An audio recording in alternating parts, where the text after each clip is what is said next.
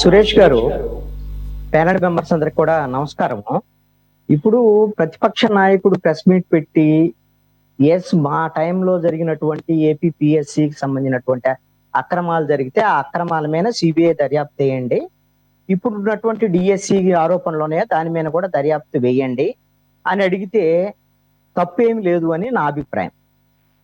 ఏం తప్పేముందో దాంట్లో, రెండిట్లో దర్యాప్తు చేయండి అని అడుగుతున్నాడు. ఇక్కడ నేను ఒక అంశాన్ని మాట్లాడదలుచుకున్నాను.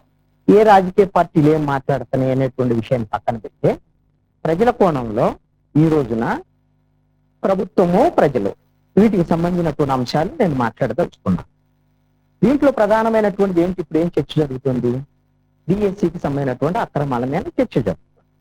ఇంకొక వైపున గత ప్రభుత్వ హయాంలో జరిగినటువంటి ఏపీపీఎస్సీలో జరిగినటువంటి అక్రమాలకు సంబంధించినటువంటి అంశం మీద అసెంబ్లీలో కూడా చర్చ జరుగుతుంది. ప్రభుత్వం కూడా దాని మీద కొంత మాట్లాడినటువంటి పరిస్థితులు ఇవన్నీ ఉన్నాయి.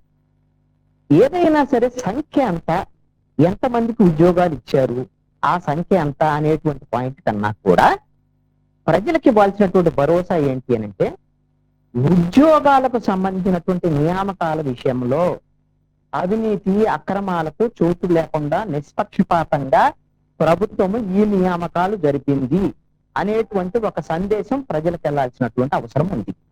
అది 169 ఏపీపీఎస్సీలో సంబంధించినయా, లేకపోతే 362 స్పోర్ట్స్ కోటాకు సంబంధించినటువంటి డిఎస్సీ సంఖ్య కాదు. ఇక్కడ ఎవరైతే నియామకాలు చేసినటువంటి సంస్థలు నిష్పక్షపాతంగా జరిపాయి అనేటువంటి విషయాన్ని ఒక భరోసా ఇవ్వాల్సినటువంటి బాధ్యత తగులుతుంది. ఎందుకు అనంటే, మీరు 16,000కు సంబంధించినటువంటి డిఎస్సీ పోస్టులే భర్తీ చేశారు, కానీ దానికి కొన్ని లక్షల మంది ప్రిపేర్ అయ్యారు. అభ్యర్థులు లక్షగా పైగా వాళ్ళ అభ్యర్థులు రాశారు, ఎగ్జామ్స్ రాశారు.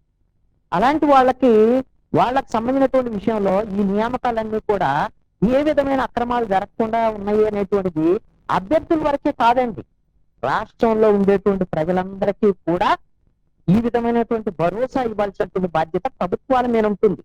అప్పుడు ఏపీపీఎస్సీ అయినా, వైఎస్ఆర్ కాంగ్రెస్ పార్టీ ప్రభుత్వం అయినా, ఇప్పుడు డిఎస్సీ అయినా, కూటమి ప్రభుత్వం అయినా సరే ఆ భరోసా ఇవ్వాలి. దీనికి సంబంధించినటువంటి అంశాన్ని మనము చర్చిస్తున్నాం. ఇందాక ఒక ప్రస్తావన చేశారు, ఏమండి వైఎస్ఆర్ కాంగ్రెస్ పార్టీ వాళ్ళు వెళ్ళినటువంటి కేసుని కోర్టు తిరస్కరించింది, వేరే వాళ్ళు కోర్టుకు పోవట్లేదు కదా అభ్యర్థులు, అవి ఇవని అంటున్నారు. ఇది ఇలాంటి అంశాల మీద నేను ఒక క్లారిఫికేషన్ ఇస్తానండి. మొత్తము ఆంధ్రప్రదేశ్ హైకోర్టుకి ఇప్పుడు వరకు వెళ్ళినటువంటి కేసులకు సంబంధించినటువంటి విషయంలో 335 ఫిర్యాదులు వచ్చే అభ్యర్థుల నుంచి ఆంధ్రప్రదేశ్ హైకోర్టు డిఎస్సి విషయంలో. ఒక స్పోర్ట్స్ కోటా విషయంలోనే జరిగినటువంటి అక్రమాల మీద 69 పిటిషన్లు వచ్చినాయి. 3 పబ్లిక్ ఇంట్రెస్ట్ లిటిగేషన్ పిటిషన్స్ వచ్చాయి.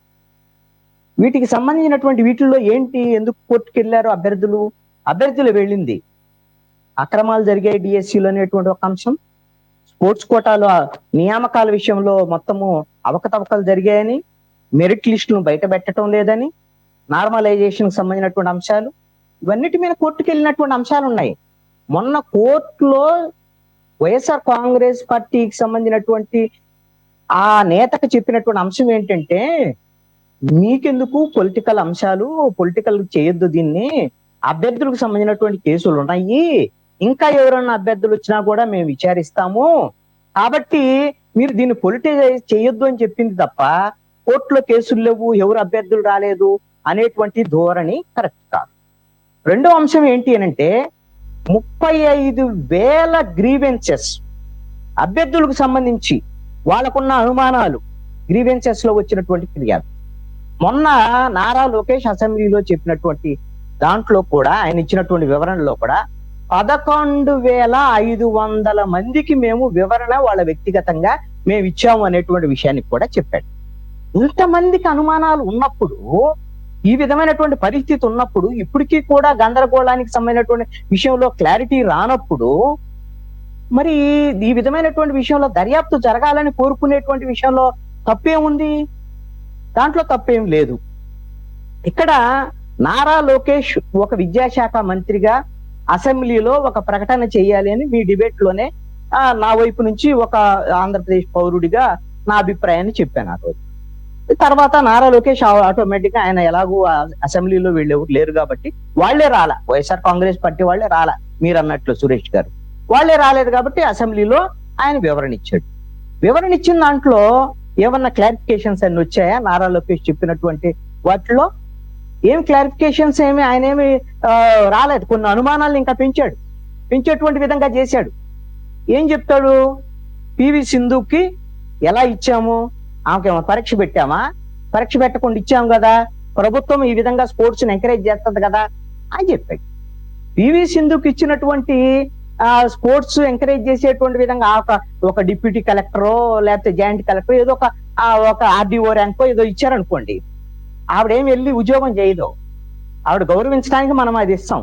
కానీ ఇక్కడ స్పోర్ట్స్ కోటాలో స్పోర్ట్స్ లో పార్టిసిపేట్ చేశాడు అనేటువంటి పేరుతో ఎవరైతే తెలుగుదేశం పార్టీకి సంబంధించినటువంటి ఎంపీ భరత్కు సంబంధించినటువంటి ఆయన ఉన్నటువంటి ఒక అసోసియేషన్ నుంచి, అదే విధంగా కోన రవికుమార్ ఎమ్మెల్యే తెలుగుదేశం పార్టీకి సంబంధించినటువంటి ఆయన ఇచ్చినటువంటి వాళ్ళ యూనియన్ నుంచి పార్టిసిపెంట్స్ కూడా ఈ విధమైనటువంటి ఉద్యోగాలు ఇచ్చారు, దీంట్లో అక్రమాలు జరిగాయి అనేటువంటి ఆరోపణలు ఉన్నటువంటి పరిస్థితుల్లో దానికి సమాధానం చెప్పాల్సినటువంటి బాధ్యత ప్రభుత్వానికి ఉంటదా ఉండదా? ఏం చెప్పాడు?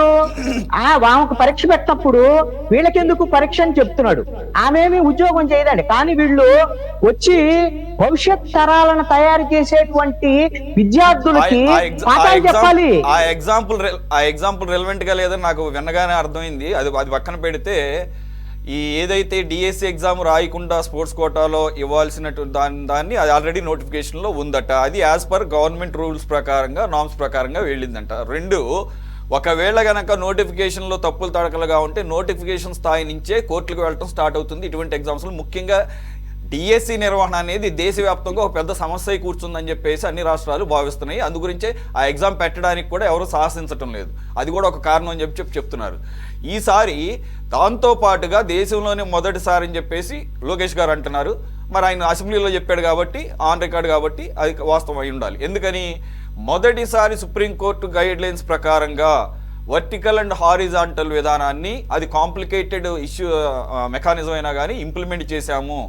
These are the reservations provided by the constitution. కాబట్టి కొంత ఇది కాంప్లికేటెడ్గా ఉంటుంది కాబట్టి ఎగ్జామ్సే నిర్వహించకుండా తప్పించుకోకుండా మేము దీన్ని ఒక ఛాలెంజ్గా తీసుకొని మొదటి నోటిఫికేషన్ స్థాయి నుంచే కేసుల్లో ఇరుక్కోకూడదు అని చెప్పేసి దీన్ని ఒక ఆల్గరిథంకి అనుసంధానించి ఏఐని కూడా వాడి గతంలో ఇచ్చిన నోటిఫికేషన్స్ అప్పుడు ఎటువంటి అబ్జెక్షన్స్ వచ్చినాయి, ఆ అబ్జెక్షన్స్ని ఓవర్కమ్ చేయాలంటే ఏం చేయాలని ఉన్న పాత నోటిఫికేషన్స్ అలాగే ఇప్పుడు ఎలా అయితే ఇస్తే బాగుంటుందని చెప్పేసి దీన్ని ఆర్టిఫిషియల్ ఇంటెలిజెన్స్ కూడా అసిస్టెన్స్ కూడా తీసుకొని, ఎక్స్పర్ట్స్ అసిస్టెన్స్ కూడా తీసుకొని వచ్చినటువంటి ఒక నోటిఫికేషన్ ద్వారానే అందుగురించే మేము ప్రతి కేసుని కూడా సమగ్రంగా ప్రభుత్వం తరపున ఏది పెండింగ్ లేకుండా క్లియర్ చేసుకుంటూ వస్తున్నాం. ఇంకా పెండింగ్ ఎన్ని ఉన్నాయి పక్కన పెడదాం. నేనేమంటున్నా అంటే కోర్టులో కనుక నిజంగా దీంట్లో అనుమానాస్పదమైనటువంటి వ్యవహారాలు జరిగితే దీని మీద కోర్టులో అడ్డుకునేవి కదా, ఆ తర్వాత కదా సిబిఐకి వెళ్ళేది. ఇప్పుడు ప్రతిదీ కూడా ఒక ఎగ్జామ్ పెట్టడం దాని మీద సిబిఐకి వెళ్ళడం అనే ప్రొసీజర్ అదేమీ ఒక ఫార్ములా కాదు కదా. ఇప్పుడు నేను చెప్పింది ఇది. అలాగే ఢిల్లీకి సంబంధించిన ఒక పరిశ్రమల శాఖ మంత్రి మొన్న వచ్చినప్పుడు ఈ డిఎస్సి ఎగ్జాము ఈ రకంగా మీరు చేశారట, ఎలా చేశారో కాస్త అని సిరసాన ఆయన పేరేదో ఉంది అని అడిగాడు. సరే, వాళ్ళు ఏదో గవర్నమెంట్ గొప్పతనంగా చెప్పిందని అనుకుందాం కాసేపు. మనం ఎగ్జాంపుల్ చూసాం, మొన్న ఈ మధ్యనే జార్ఖండ్ సంబంధించిన డిఎస్సి కూడా వివాదాస్పదమైంది. వివాదాస్పదం అంటే అక్కడ అవకతవకలు బయటపడ్డాయి, ప్రూవ్ చేయబడ్డాయి. ఇక్కడ అది లేదు కదా, ఆధారాలు లేకుండా ఈ మొత్తం వ్యవహారాన్ని కూడా తప్పుదారి పట్టిస్తున్నారు అనేది కదా ఎవరు అయితే ఈ అభ్యర్థులు ఉద్యోగాలు సంపాదించారని చెప్పేది.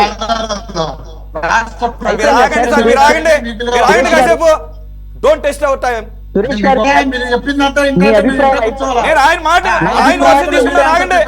ఆయన వర్షం తీసుకుంటున్నాను, ఆగండి సార్. నా తప్పైతే చెప్తారు కదా. Don't test our patience. Okay Suresh గారు, మీ అభిప్రాయం మీరు చెప్పారు, నా అభిప్రాయం కూడా నేను చెప్పాలనుకుంటున్నాను. మీ పద్ధతి బాగుందండి, మీ పద్ధతి బాగుంది. 7:30 దగ్గర నుంచి 7:20 దగ్గర నుంచి మొత్తం బొంబాటు చేసుకుంటూ వచ్చారు కదా, మీ పద్ధతి బాగుంది. Okay sir. సురేష్ గారు, ఏదైతే స్పోర్ట్స్ కోటాకు సంబంధించినటువంటి విషయంలో, స్పోర్ట్స్ కోటాకు సంబంధించినటువంటి నియామకాల విషయంలో పరీక్ష నిర్వహించవద్దు వాళ్ళకి డిఎస్సి పరీక్ష అనేటువంటిది నోటిఫికేషన్ లో ఉన్నటువంటి మాట వాస్తవం. అండ్ ఆ విధంగా అసెంబ్లీలో కూడా నారా లోకేష్ చెప్పాడు. ఎందుకు? వాళ్ళకి గౌరవించి మనం పరీక్ష పెట్టలేదని పివి సింధుకు సంబంధించినట్టు ఉదాహరణ చెప్పాడు. అది తప్పు అనేటువంటి కంపారిజన్ తప్పు అనేటువంటి ఇక్కడ ఒక పాయింట్ చాలా మంది ఒక్కొక్క పాయింట్ సార్, చాలా మంది ఒకటి మిస్లీడ్ అవుతున్నారు.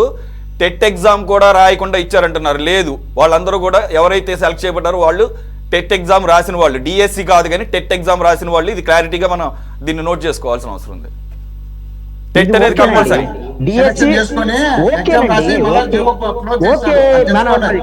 కొద్దిగా ఎదుటి వాళ్ళ అభిప్రాయాలు కూడా మాది కూడా మైనండి. కొద్దిగా డిఎస్సికి సంబంధించినటువంటి ఎగ్జామ్ పెట్టాల్సినటువంటి అవసరం లేదు, మనం వాళ్ళని గౌరవించాలి అని నారా లోకేష్ చెప్పాడు కదా. చెప్పినప్పుడు ఇదే ప్రభుత్వము డిఎస్సికి సంబంధించినటువంటి నియామకాలు అయిపోయిన తర్వాత నెక్స్ట్ డిఎస్సికి సంబంధించినటువంటి మళ్ళీగిన నియామకాలు జరిగితే డిఎస్సి ఎగ్జామ్ రాయాల్సిందే స్పోర్ట్స్ కోటాలో కూడా అని ఈ కూటమి ప్రభుత్వము జీవో ఇచ్చిందా, ఇవ్వలేదా? అంటే జీవో ఇచ్చింది అని అంటే నెక్స్ట్ పరీక్ష జరిగే వాళ్ళకి వాళ్ళ స్పోర్ట్స్ కోటాకు సంబంధించినటువంటి వాళ్ళని గౌరవించేటువంటి ఉద్దేశం ప్రభుత్వానికి లేదా? ఎందుకు మరి అలా ఎందుకు ఇచ్చారు? అందుకని ఇక్కడ పరీక్ష అనేటువంటి డిఎస్సి పరీక్ష అనేటువంటిది కనీసమైనటువంటి ప్రామాణికము పరీక్షలో మీరు గమనించండి. ఒక క్లారిటీ సార్, ఇది అందరికి సంబంధించింది. ఇది అందరికి సంబంధించింది. గత వైసీపీ ప్రభుత్వం వెళ్ళిపోతూ ఇచ్చిన 6,000 డిఎస్సి పోస్టుల నోటిఫికేషన్లో స్పోర్ట్స్కి సంబంధించి ఏమని ఉందో మీకు ఏమైనా అవగాహన ఉంటే చెప్పండి సార్. నేనే చెప్పాను కదండి ఆల్రెడీ నోటిఫికేషన్ కాదు సార్, స్పోర్ట్స్ కేటగిరీ గురించి ఆ నోటిఫికేషన్ లో కూడా డిఎస్సి ఎగ్జామ్ రాయాల్సినటువంటి అవసరం లేదనేది ఆ నోటిఫికేషన్ లో కూడా ఉందని నేను విన్నాను. అది అవునా కాదు ఒకసారి క్లారిటీ ఇస్తే సరిపోతుంది. మరి నెక్స్ట్ గవర్నమెంట్ వచ్చినప్పుడు ఆ నోటిఫికేషన్ ని గనక దాంట్లో మార్పులు చేర్పులు చేస్తే ఏమన్నా వ్యతిరేకత వస్తుందని చెప్పేసి ఈ ప్రభుత్వం ఏమైనా క్యారీ ఫార్వర్డ్ చేసిందా ఆ సేమ్ రూల్ ని? నెక్స్ట్ డిఎస్సి నుంచి మార్చుకుందామని అని చెప్పేసి అని చెప్పిందా? అది మాట్లాడొచ్చండి సురేష్ గారు. నేనేమంటానంటే సురేష్ గారు ఎదుటోళ్ళు కొంచెం మాట్లాడేదానికి క్లారిఫికేషన్, నేను యాక్చువల్ గా మీరు అడిగిన క్వశ్చన్ ఆల్రెడీ నేను మాట్లాడిన దాంట్లో క్లారిఫికేషన్ ఇచ్చా. మీరు అయినా కానీ మరి అది వినలేదు అనుకున్నారు, అడిగారు. నేను అడిగింది స్పెసిఫిక్, మీరు కాసేపు ఆగితే క్లారిటీ వస్తుంది. ఆగండి, కృష్ణానిల్ గారు చెప్తారు వినండి.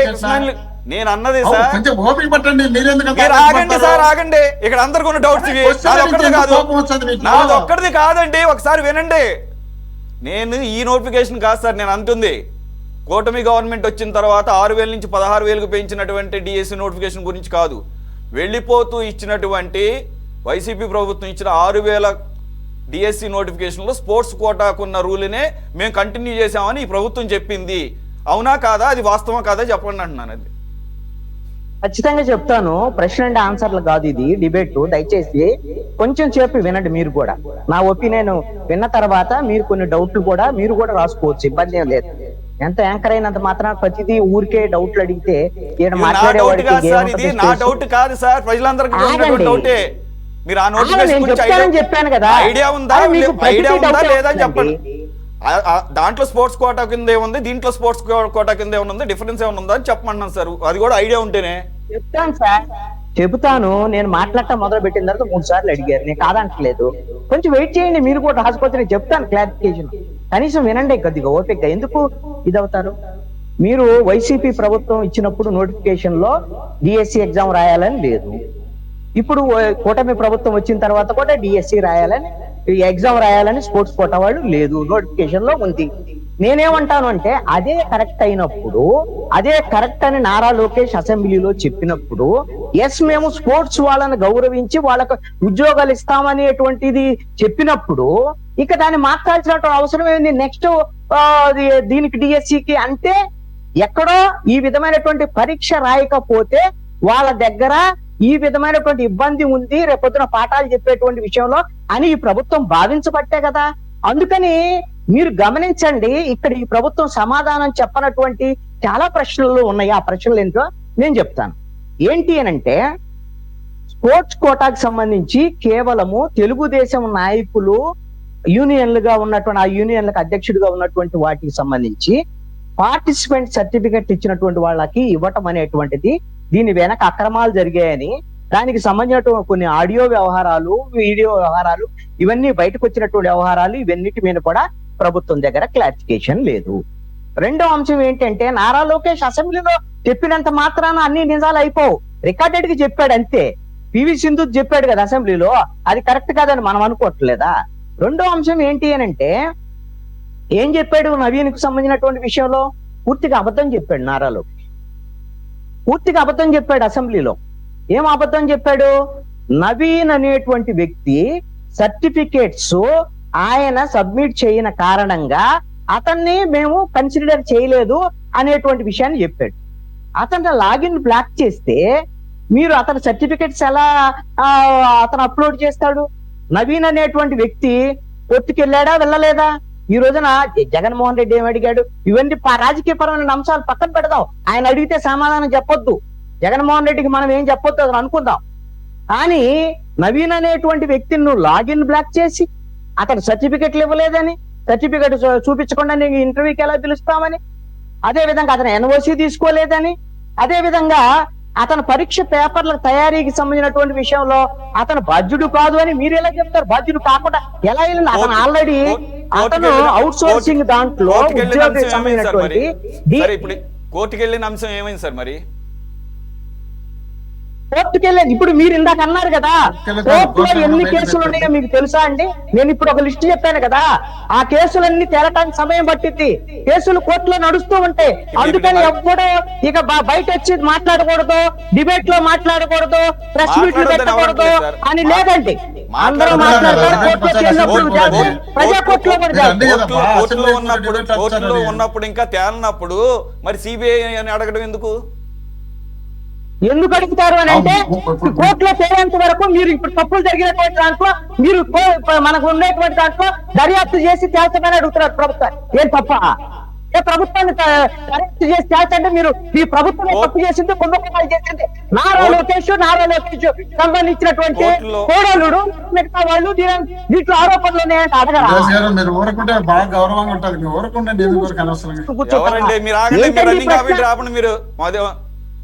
ఖచ్చితంగా అడుగుతారు, ఖచ్చితంగా అడుగుతారు. ఇది ప్రజల్లో ఉండేటువంటి అనుమానము. కోర్టులు ఏమన్నా ఇప్పటి వరకు ఏమన్నా దీంట్లో ప్రైమా ఫేసి ఆధారాలు ఉన్నట్టుగా ఏమన్నా ఆ రకంగా ఏమన్నా వ్యాఖ్యానాలు చేసిందా? కోర్టులు విచారిస్తున్నాయి. ఇంకా కేసులు ఉన్నాయి, ఇంకా కావాలంటే తీసుకుంటా అని చెప్పేది కోర్టుల విచారణ జరుగుతూ ఉంది. అంతే తప్ప ఇప్పుడు ఇంటనే తేలాలి, తేలిపోవాలి, ఎందుకు తేలిన తర్వాత మీరు వెయిట్ చేయండి అని అంటే ఎందుకు వెయిట్ చేయాలి? కోర్టులో తేలేంత వరకు ఎందుకు వెయిట్ చేయాలి? ఎందుకు దర్యాప్తు అడగకూడదు? సిబిఐ అంతే కదా, సిబిఐ ఎక్కువ టైం తీసుకుంటది కదా సార్, సంవత్సరాలు తీసుకుంటది కదా సిబిఐ అయితే. మరి అవునండి, ఎందుకు సంవత్సరాలు తీసుకుంటది అంటే ఏపీఎస్సీ మీద సిట్టు వేసింది. ఏపీఎస్సీ మీద సిట్టు దర్యాప్తు చేర్చలేదా? ఏపీఎస్సీ సిట్కి సిబిఐకి సిబిఐ కేసులు ఏ రకంగా ఉన్నాయి అనేది కాసేపటి క్రితమే గఫూర్ గారు చెప్పారు కదా. కొత్త ఏం కాదు కదా, మీకు అవగాహన లేదేమో. నేను తప్ప నేను మిమ్మల్ని ఏదనంటే ఏపీఎస్సీ సిట్కి మీరు సిబిఐకి కంపేర్ చేస్తున్నారంటే మీ అవగాహన ఏంటో కూడా అర్థం అవుతుంది. మరి మీ అవగాహన అన్నప్పుడు మీ అవగాహన కూడా మేము అడుగుతాము. మిమ్మల్ని ఎప్పుడు నేను మిమ్మల్ని ఎప్పుడు క్రాస్ క్వశ్చన్ చేయలేదు. ఎప్పుడైతే మీరు ఒక మరి ఏపీఎస్సీ సిట్కిను మీరు సిబిఐకి కంపారిజన్ పెడతారు ఏంటండి? సిబిఐ కేసులు ఎంత సాగదీస్తున్నారో మనం చూస్తున్నాము. వివేకానంద రెడ్డి గారి కేసుకి దిక్కు దివాణా లేదు. జగన్మోహన్ రెడ్డి గారి కేసులు జీడిపాకల 13 సంవత్సరాల నుంచి. మీరే అంటారు కదా సార్. అవును సార్, మీరే గత డిబేట్లు అన్నారు కదా, గత డిబేట్లు అన్నారు సిబిఐ ఏ రకంగా వ్యవహరిస్తుందో కేంద్ర ప్రభుత్వాన్ని అడ్డం పెట్టుకోనని. ఒక్కొక్కసారి ఒక్కొక్క రకంగా మాట్లాడటం అది కరెక్ట్ కాదండి కృష్ణానిల్ గారు. It's not even good to boycott the debate. Okay, thank you very much for joining. మీకు, మోహన్ రెడ్డి గారికి, అలాగే శిరీష గారికి, గఫూర్ గారికి. ఇది వాటి టాప్ డిబేట్. మరో అంశంతో మళ్ళీ కలుద్దాం. Stay tune to city 24/7.